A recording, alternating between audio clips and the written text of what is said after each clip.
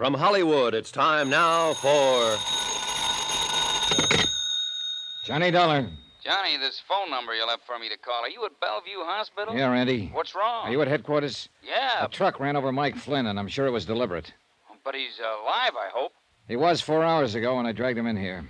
Indestructible Mike. I'm not so sure this time. What about that truck? Did you get the license? Yeah, the boys at the first precinct are working on it. Check with them, will you, while I stay here at the hospital? Sure, Johnny. And one other thing. Yeah? Find out how long that Glad Hand rescue mission has been in existence. Place where old Mike's been living? Yeah. Why? I don't know yet. But do it, will you? Sure, and you let me know when Mike's out of danger, huh? Johnny? Better pray a little bit, Randy.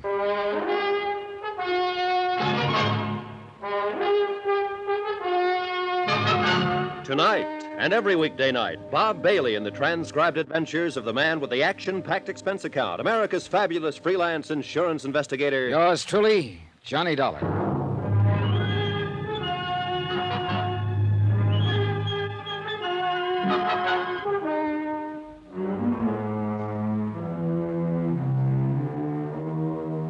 Expense account submitted by Special Investigator Johnny Dollar, location New York, New York, to the Lakeside Life and Casualty Company.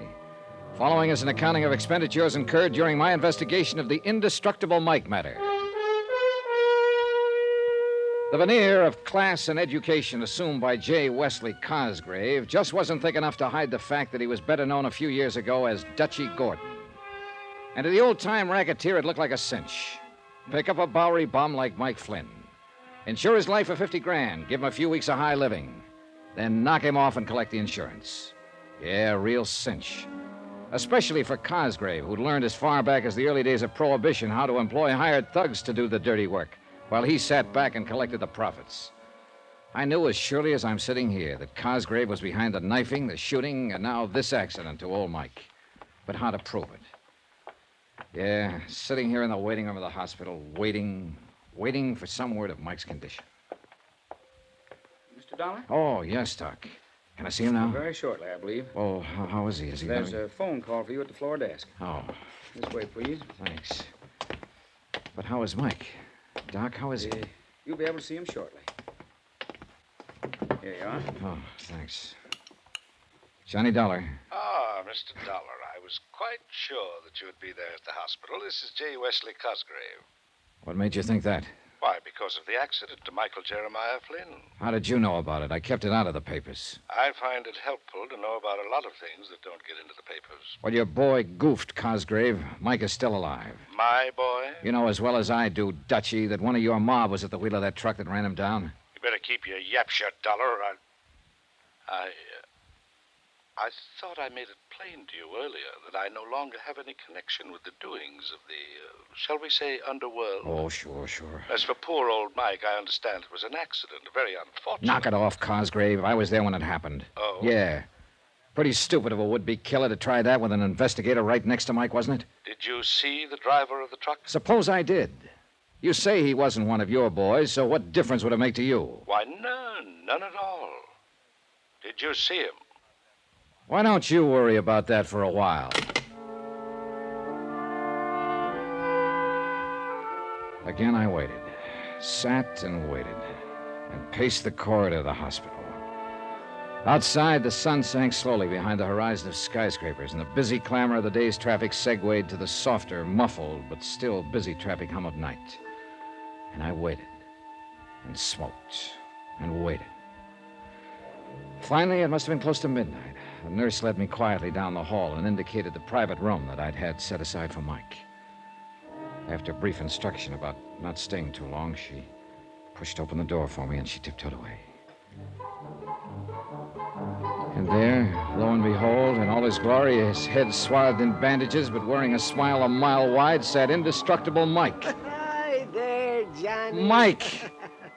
Oh, Mike. You old reprobate. I guess there is something in prayer after all. How about this, Johnny? Isn't this swell? Isn't this the finest place you ever saw? Oh, Mike, you're going to be okay, aren't you? Gonna be? Yeah, I am now. But I guess I had those doctors scared. Oh, my, Johnny.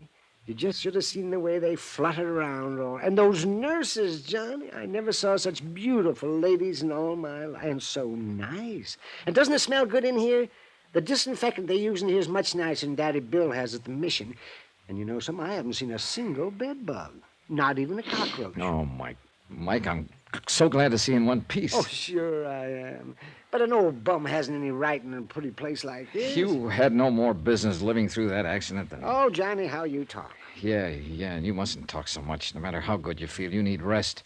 Time to heal up whatever got broken. Broke? Oh, me? Well, you still need rest and quiet. Here, I'll turn off this light.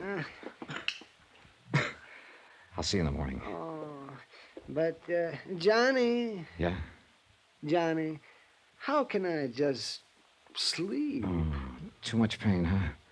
Want the nurse to give you a hypo? Oh, they filled me up with more needles than you ever saw, but there's only one real painkiller, you know.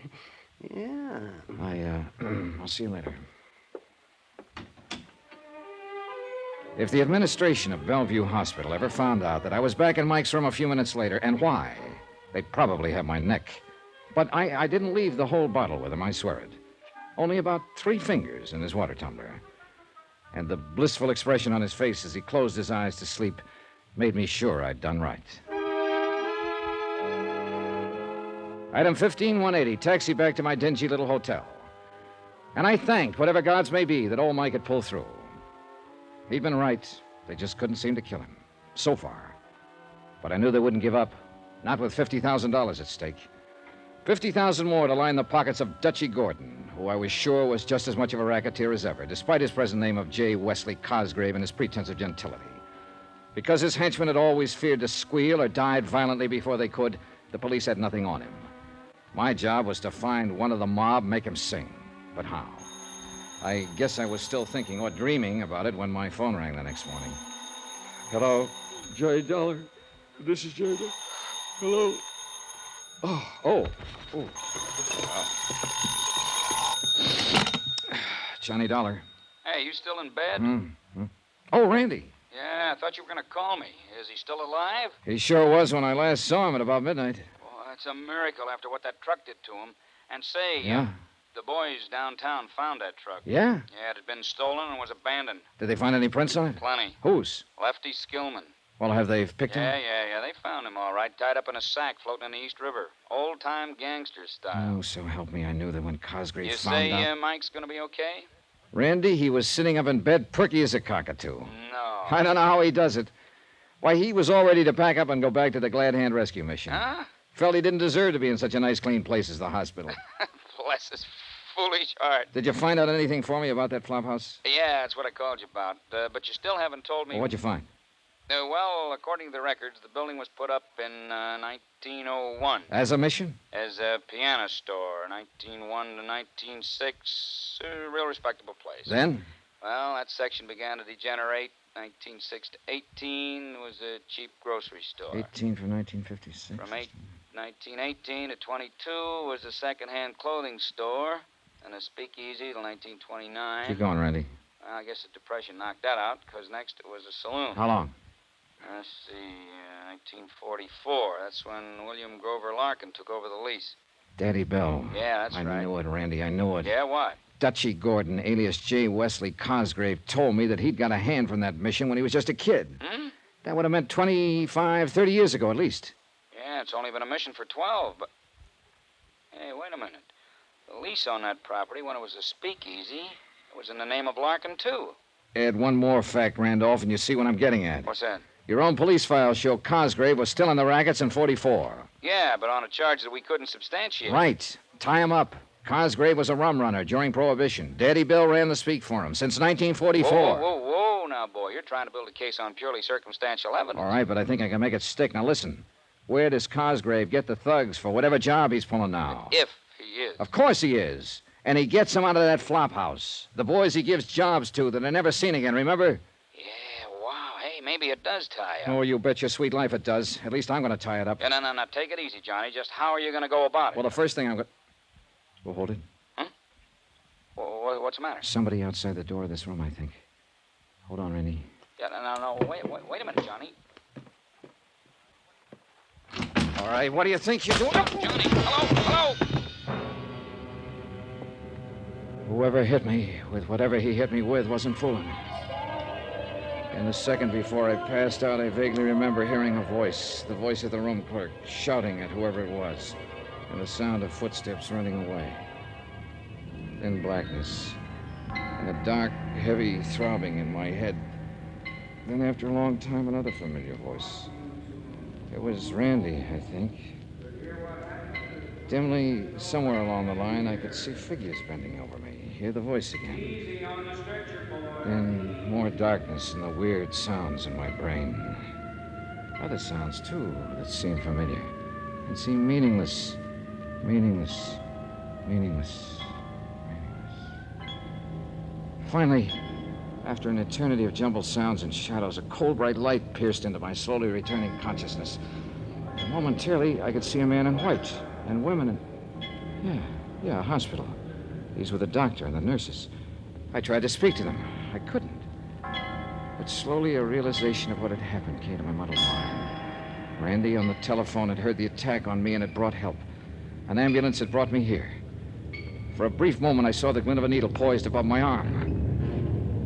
Then blackness again. But a soft, quiet, peaceful blackness. Johnny. Johnny. Oh, wow. Well, what is... Johnny. That's the boy. Wake up. Mike? That's right. Isn't it nice they put you in the same room with me? Yeah. Oh, Mike. Your policeman friend saw to it. And he told me something, Johnny. And he's right. You've got to be careful. They're out to get you, too.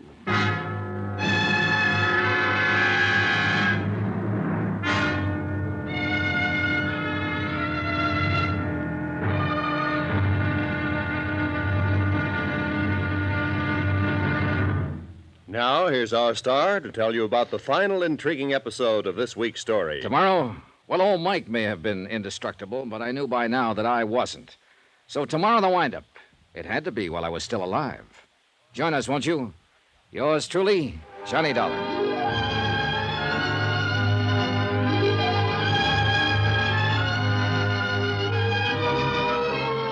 Yours truly, Johnny Dollar, starring Bob Bailey, is transcribed in Hollywood. It is produced and directed by Jack Johnstone, who also wrote tonight's story. Be sure to join us tomorrow night, same time and station, for the next exciting episode of Yours truly, Johnny Dollar. Roy Rowan speaking.